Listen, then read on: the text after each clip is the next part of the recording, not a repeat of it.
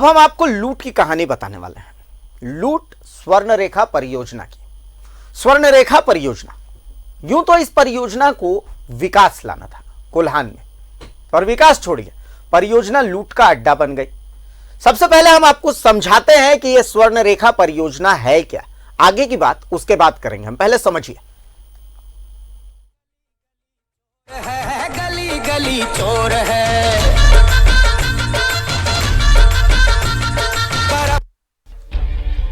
स्वर्णरेखा परियोजना को समझिए। इस परियोजना की नींव 1978 में रखी गई, जिससे देश के 3 राज्यों को सीधा फायदा पहुंचने वाला है। झारखंड की सबसे बड़ी दामोदर नदी के बाद राज्य की दूसरी बड़ी नदी स्वर्णरेखा है। स्वर्णरेखा परियोजना का काम 1978 में 400 करोड़ की लागत से शुरू हुआ था, जो अब लगभग 1000 करोड़ की परियोजना बन चुका है। अगर यह परियोजना अब तक पूरी हो गई होती तो झारखंड के विकास में यह मील का पत्थर साबित होती। लेकिन करीब 4 दशक बीत जाने के बाद स्वर्णरेखा परियोजना अधर में। इस परियोजना का मकसद था बिहार के साथ ओडिशा और पश्चिम बंगाल में सिंचाई के लिए पानी की व्यवस्था करना, जिसके माध्यम से किसानों के जीवन स्तर में सुधार हो सके। बांध से विद्युत उत्पादन कर देश की आर्थिक स्थिति को मजबूत बनाया जा सके। इस परियोजना की जद में आने वाले 87 गांव के लोगों ने इस परियोजना का विरोध करना शुरू कर दिया। यह परियोजना सिर्फ लूट का अड्डा बन गई। अधिकारियों ने इस परियोजना के नाम पर जमकर लूट मचाई। तो अब जब आप स्वर्णरेखा परियोजना को जान चुके हैं, समझ चुके हैं, तो अब हम आपको गड़बड़ी दिखाते हैं, या यूं कहें कि गड़बड़ी की एक छोटी सी नजीर दिखाते हैं। गड़बड़ियां बहुत सारी हैं। अधिकारियों द्वारा लूट का खेल खेला कैसे जाता है, इसकी एक वानगी को समझिए इस रिपोर्ट के जरिए। चोर है, गली गली चोर है। करप्शन करप्शन करप्शन का शोर है। चोरों का जोर है, चोरों का जोर है, चोरों का दौर है, चोरों का दौर है। चोरों से बंधी हुई चोरों की डोर है। चोरों से बंधी हुई चोरों की डोर है। जी हां, इस स्वर्णरेखा परियोजना के गली गली में चोर है। अब जो आप देख रहे हैं वो स्वर्णरेखा परियोजना बांध प्रमंडल 2 के अंतर्गत आने वाली पालाना जलाशय नहर है। इस नहर की स्थिति देख लीजिए। अब समझिए इसकी इस हालत के पीछे का खेल। 4 साल पहले लोटस इंजीनियरिंग को इसका ठेका मिला। ठेका 40 करोड़ का था। लोटस इंजीनियरिंग के निदेशक महेंद्र गोप और उर्मिला गोप हैं। आज इस नहर का एस्टीमेट बढ़कर 65 से 70 करोड़ रुपए पहुंच गया। लेकिन बढ़ा सिर्फ एस्टीमेट है, नहर का काम नहीं बढ़ा। नहर में 4 इंच कंक्रीट का काम होना था। संवेदक ने 1 से 2 इंच की कंक्रीट का काम किया। अब नहर ज्यादातर जगह पर क्रैक हो गई है। नहर को इस तरह से बनाया गया है कि खेत ऊपर है, नहर नीचे है। सामान्य ज्ञान कहता है कि नहर ऊपर होनी चाहिए, तभी पानी खेत में जाएगा। आरोप है कि स्वर्णरेखा परियोजना के प्रशासक, कार्यपालक अभियंता, संवेदक ने पैसों का बंदर बांट कर लिया। गली गली चोर है, गली गली चोर है। करप्शन करप्शन करप्शन का शोर है। चोरों का जोर है, चोरों का जोर है, चोरों का दौर है, चोरों का दौर है। चोरों से बंधी हुई चोरों की डोर है। चोरों से बंधी हुई चोरों की डोर है। चांडिल प्रखंड अंतर्गत पांडला डैम जलाशय नहर का काम, इसके लिए सरकार ने टेंडर निकाला था, जिसका लागत 40 करोड़ रुपया का था। 40 करोड़ रुपये से इसका टेंडर हुआ था। उसके बाद धीरे धीरे इसको बढ़ाकर 70 से 75 करोड़ रुपया का किया गया। फिर भी अभी भी काम अधूरा है। और हमारे दुर्भाग्य है यहाँ के किसान भाई, गरीब जनता का, कि हम लोग को तो सिंचाई के लिए बोला गया था, लेकिन अभी भी हम लोग का यहाँ का किसान भाई को पानी नहीं मिल रहा है, पानी के लिए तरस रहा है। इसके बहुत ही दुर्भाग्य की बात है, लेकिन क्या करेंगे हम लोग, ये तो सरकार और ऑफिसर और आपका ठेकेदार का बात है। तो सरकार का करोड़ों रुपया नुकसान हो गया है और 4 साल से उधर ही कैसे सिंचाई होगा। क्या कारण है, क्यों नहीं सिंचाई होगा, कारण बताइए। ये कारण है तो कैनल बहुत हम लोग का जमीन से नीचे हो गया है, ये कैसे होगा पटवान। अब सोचिए भ्रष्टाचार की जड़ें कितनी अंदर तक हैं। अधिकारी किस कदर भ्रष्टाचार में लिप्त हैं। लोटस इंजीनियरिंग ने 2014 में लाइसेंस लिया और तुरंत 44 करोड़ का काम सिंचाई विभाग ने इस कंपनी को दे दिया। अधिकारी मेहरबान तो संवेदक पहलवान। अब तो ये लगता है कि इस परियोजना में बजट ही अधिकारियों के लिए आता था। हम एक सवाल छोड़ जा रहे हैं, क्योंकि इस सवाल का जवाब हमारे पास नहीं है। क्या इस मामले की जांच होगी? सरायकेला से न्यूज़ 11 भारत के लिए बसंत साहू की रिपोर्ट। तो 2 नाम है, उन दोनों नामों को आप जहन में रख लीजिए। पहला नाम है वीरेंद्र राम, दूसरा नाम है बृजमोहन राम। इन दोनों को आप जहन में रखिए। हम आपको ये दोनों नाम जहन में रखने को क्यों कह रहे हैं वो भी हम आपको बताएंगे। लेकिन अभी हम स्वर्ण रेखा प्रोजेक्ट में किस कदर गड़बड़ियां फैली हुई हैं इसकी कुछ बानगी आपको दिखा रहे हैं। एक बानगी आपने देख ली, चलिए दूसरी बानगी आपको दिखाता है। स्वर्ण रेखा प्रोजेक्ट के तहत आने वाले चांडिल स्वर्ण रेखा बांध प्रमंडल 2 के अंतर्गत NH-33 पर एक सड़क बनी जो कभी बनी ही नहीं। 6 करोड़ रुपए की यह सड़क बनी या नहीं बनी? बनी तो कैसे बनी? सब गोलमाल है हुजूर, देखिए इस रिपोर्ट में। इस सड़क को ध्यान से देखिए। इस सड़क का निर्माण 6 करोड़ से हुआ। गोलमाल है भाई, सब गोलमाल है, गोलमाल गोलमाल है, गोलमाल है भाई, सब गोलमाल है। जी हाँ, इस सड़क में सब गोलमाल है। ये सड़क चांडिल स्वर्ण रेखा बांध प्रमंडल 2 के अंतर्गत NH-33 पर बनी, वो भी पूरे 6 करोड़ की लागत से। कैसे, इसे समझिए। इस सड़क के लिए टेंडर निकला, जैसा अमूमन होता है। फिर संवेदकों ने टेंडर डाला, ये भी तो होता ही है। फिर 2 कंपनियों के नाम टेंडर निकला। यहाँ तक सब ओके। पहला टेंडर था सुजीत कुमार के नाम, दूसरा टेंडर था स्मृति इंजीकॉम कंस्ट्रक्शन। यहाँ तक सब ओके है, पर सीधे रास्ते की टेढ़ी चाल अब समझिए। ये जो स्मृति इंजीकॉम कंस्ट्रक्शन कंपनी है वो है सुजीत कुमार के पत्नी की। याद आया? ये सुजीत कुमार कौन? हुजूर वही पहले टेंडर वाले। यानी कहानी घर घर की।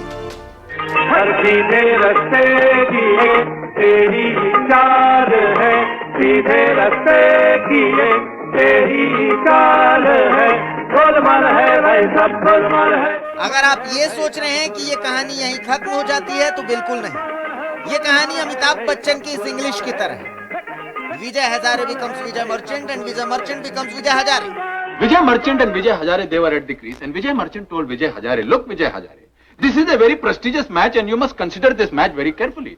So considering the consideration that Vijay Hazare gave Vijay Merchant told Vijay Hazare that ultimately we must take a run. And when they were striking the ball on the leg side, sir, the consideration came into an ultimatum and ultimately Vijay Hazare went to Vijay Merchant and said, shut up! जी हाँ, अब शुरू हुआ लूट का खेल।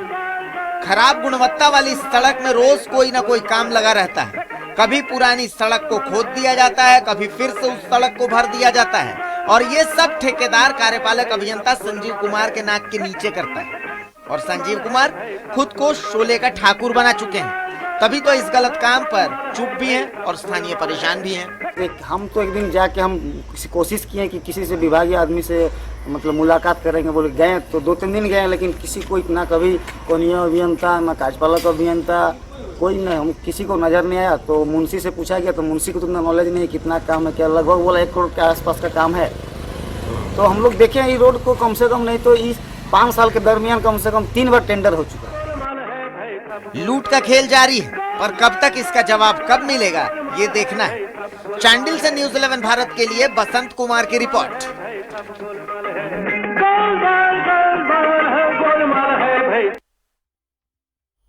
तो हर तरफ गली गली चोर भी और सब गोलमाल भी है। आपने दो दो तस्वीरें देख ली, दो तस्वीरें लूट की हमने आपको दिखाई। दोनों जगह जनता और सरकार दोनों ठगे गए हैं। लूट का आलम आप इसी से समझ लीजिए कि अधिकारी सालों साल इस प्रोजेक्ट की मलाई के लिए यहां जमे हैं। अधिकारी के परिजन चुनाव लड़ने की मंशा भी रखते हैं, पर प्लान फेल हो जाता है। यह खेल कितना बड़ा है इसका अंदाजा भी नहीं लगा सकते, ना हम लगा सकते हैं और ना आप, पर खेल चल रहा है और इस खेल का हम पर्दाफाश भी करेंगे। हम रिश्वतखोरी के खेल का पर्दाफाश करेंगे। रिश्वतखोरी के नोट कैसे दिखते हैं वो भी आपको दिखाएंगे। नोट कहां से कहां तक पहुंचेंगे वो भी आपको दिखाएंगे। एक एक बात का खुलासा करेंगे। वीरेंद्र राम का भी खुलासा करेंगे, ब्रजमोहन जी का भी खुलासा करेंगे। एक एक खुलासा आपके सामने धीरे धीरे होता रहेगा और अधिकारियों का कॉन्फिडेंस भी आप देखिए कि वो खाली जल संसाधन विभाग के सचिव पद पर भी अपनी नजर बनाए हुए हैं। कैसे, इस खेल का भी हम पर्दाफाश करेंगे। पहले की रिपोर्ट देख लीजिए आप। कहां तो तय था चरागा हर घर के लिए, कहां एक चराग मयस्सर नहीं शहर के लिए। दुष्यंत कुमार। इतना तो तय है कि जब दुष्यंत ने इन पंक्तियों की रचना की होगी तो उन्होंने कतई नहीं सोचा होगा कि कभी भ्रष्टाचार की कहानी की शुरुआत उनकी इन पंक्तियों से होगी। पर बदकिस्मती देखिए, स्वर्ण रेखा परियोजना की कहानी कहने के लिए इससे ज्यादा उपयुक्त कोई पंक्ति सूझी ही नहीं। स्वर्ण रेखा परियोजना, जिसका फ्रेमवर्क कुछ ऐसा था कि झारखंड, ओडिशा और बंगाल के किसानों के लिए पानी की कमी न हो, बिजली मिलेगी सो अलग और रोजगार का सृजन तो होगा ही होगा। पर हुआ क्या, इससे समझने के लिए क्षेत्र के पूर्व विधायक को सुन लीजिए। प्रोजेक्ट में अरबों रुपया का घपला हुआ और अगर गिनाएंगे तो हमको लगता है कि 10 दिन भी लगेगा, तो पर भी उसका घपलाबाजी का अंत नहीं होता। इसलिए मैं माननीय मुख्यमंत्री जी से आग्रह करना चाहेंगे, निवेदन करना चाहेंगे कि सुवर्ण रेखा बहुउद्देशीय परियोजना को जांच करें और ये चारा घोटाला से भी बड़ा घोटाला निकले। समझ लीजिए, चारा घोटाला 950 करोड़ का था। विधायक की बातों के हिसाब से ये उससे भी बड़ा है। चलिए हम आपको दो नाम से रूबरू करवाते हैं। ये नाम है वीरेंद्र राम और ब्रजमोहन। ये दोनों अधिकारी हैं, स्वर्ण रेखा प्रोजेक्ट से जुड़े हुए हैं। अब आप सुनिए कि हमने ये दो नाम आपके सामने क्यों लिए। अफसर का इतना ताकत कहाँ से आ गया कि पहले ही अधिसूचना के पहले ही कैसे कहा दिया कि हम सचिव बनेंगे। तो निश्चित रूप में इसमें बड़ा डील हुआ है। माननीय मुख्यमंत्री जी के नाम से बड़ा पैसा कोई न किसी ने खेला किया है। और आपको बता देना चाहते हैं कि वर्तमान तो लोग 1 करोड़ रुपया देने का, जितना दिन अभी 3 महीना सर्विस है, 3 महीना में 1-1 करोड़ देने का बात किया है। अगर और 6 महीना इनको अतिरिक्त समय मिलता है तो और 6 करोड़ देगा। इसलिए 9 करोड़ रुपया का मोटा मोटी ये लोग डील किया है। 9 करोड़ की डील मतलब खेल कितने करोड़ का हो सकता है आप अंदाजा भी नहीं लगा सकते। और अगर वो अधिकारी जल संसाधन विभाग का सचिव बन जाए तो सोचिए लूट का कैसा खेल खेला जाएगा। नॉलेज में है कि नहीं, हम प्रेस के माध्यम से उसको नॉलेज में देना चाहते हैं। आपके नाम से कुछ लोग पैसा उगाही का काम कर रहे हैं और सौदाबाजी का काम कर रहे हैं। ऐसे भ्रष्ट ऑफिसर को किसी भी हालत में सिंचाई विभाग का सचिव ना बनाए, यही अनुरोध करेंगे। लूट हुई, लूट का खेल हुआ। पूर्व विधायक ने जिस खेल का अंदाजा लगाया है, हम बारी बारी से उस पूरे खेल का पर्दाफाश करेंगे। न्यूज़ 11 भारत घूस के पैसों का रंग भी दिखाएगा। बस आप खुलासों का इंतजार करते रहें। Bureau report, news 11 Bharat. तो इंतजार करते रहिए खुलासों का, क्योंकि एक एक खुलासा आपके सामने होगा। आने वाले दिन बहुत महत्वपूर्ण रहने वाले हैं। हम एसीबी को मजबूर कर देंगे कि उन्हें यह जांच करनी पड़ेगी। क्यों? क्योंकि पैसे कहां से लिए गए, पैसे कहां गए, कौन कौन मोहरा है, कौन खेल रहा है, कौन खिला रहा है, सब कुछ आपके सामने हम ला करके रखेंगे बाकायदा सबूतों के साथ। कैमरा सब कुछ बोलेगा, हम कुछ भी नहीं बोलेंगे। बस आने वाले कुछ दिनों का इंतजार करते रहिए। वीरेंद्र राम, ब्रजमोहन राम, हर किसी का स्वर्णरेखा प्रोजेक्ट का कच्चा चिट्ठा खुलता चला जाएगा। अभी साधु चरण महतो को आप सुन रहे थे, जिस 9 करोड़ रुपए की वो बात कर रहे थे, उस 9 करोड़ रुपए कौन से विभाग में पोस्टिंग के लिए दी गए। सबसे पहले इसके पीछे के खेल को समझिए, और इसके पीछे के खेल को समझने के लिए आपको जानना पड़ेगा कि आखिर जल संसाधन विभाग के सचिव का माजरा क्या है। तो वो समझने के लिए जल संसाधन विभाग से जुड़ी ये रिपोर्ट देख लीजिए। यह है रांची के सचिवालय नेपाल हाउस का जल संसाधन विभाग। सचिव अमिताभ कौशल के ट्रांसफर के बाद 14 मई 2020 से लेकर अब तक विभाग में सचिव की कुर्सी खाली है। इतना ही नहीं, विभाग में अभियंता प्रमुख के 2 पद हैं। एक अभियंता प्रमुख का पद 30 जनवरी 2020 से हेमंत कुमार के रिटायरमेंट के बाद खाली पड़ा हुआ है। दूसरे अभियंता प्रमुख के पद पर राजेश सोलोमन तिग्गा हैं, जो लघु सिंचाई विभाग देखते हैं। जनवरी में रिटायर किया ना, उसके बाद से कोई प्रोसेस में है। ऑलमोस्ट 6 महीने हो गए। आप क्या देखते हैं? मैं मैनेजरेशन देखता हूँ। जल संसाधन विभाग का सामान्य सालाना बजट 1018 करोड़ का है। वैसे इस विभाग के महत्व का अंदाजा इसी बात से लगाया जा सकता है कि इसके अंतर्गत आने वाले स्वर्णरेखा प्रोजेक्ट का एडमिनिस्ट्रेटिव अप्रूव बजट 6613 करोड़ रुपए का है, जिसका मुख्यालय जमशेदपुर में है, जहां अभियंता से लेकर अभियंता प्रमुख तक पिछले 6-7 सालों से जमे हैं। विभाग का कामकाज कैसे चल रहा है, अभियंता प्रमुख 2 ये बताने में असमर्थ है। तो सेक्रेटरी साहब भी नहीं है, तो शायद कोई ऑथराइज भी नहीं है तो स्टेटमेंट देने के लिए तो दिक्कत हो सकती है। तो सेक्रेटरी से, क्योंकि ये तो सेक्रेटरी का ऑफिस है ना, परेशानी हो जाती है, कोई भी स्टेटमेंट देता है किसी का। स्वर्णरेखा प्रोजेक्ट से विभाग के कुछ इंजीनियरों ने हजारों करोड़ रुपए कमाए हैं। उनमें से एकाध के रिश्तेदार के घर से ही कई करोड़ रुपए एसीबी ने पकड़े हैं। उन भ्रष्ट अभियंताओं की नजर खाली पड़े अभियंता प्रमुख के पद पर भी है। विभाग के सचिव के पद के लिए भी विदेश से पढ़ाई पूरी कर लौट चुके कुछ आईएएस अधिकारियों के नामों की चर्चा है।